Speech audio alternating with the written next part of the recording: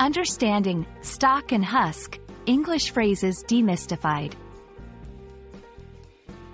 Hello and welcome to our English language learning series.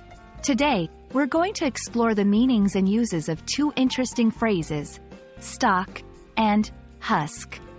These terms are often used in different contexts, and understanding them can enrich your English vocabulary. Let's dive in. The word stalk can be understood in two primary contexts. Firstly, it refers to the main stem of a plant. For example, the long part of a leaf or flower that connects it to the main plant is called a stalk. In a sentence, you might hear, "She plucked a flower right off its stalk." Secondly, stalk is also used as a verb, meaning to follow or observe someone persistently and secretly. This usage often has a negative connotation, as in, the detective stalked the suspect without being noticed. Moving on to husk, this term generally refers to the outer shell or coating of a seed or fruit. It's often dry and inedible.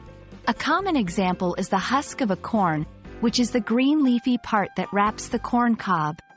An example sentence is, "We need to remove the husk before cooking the corn."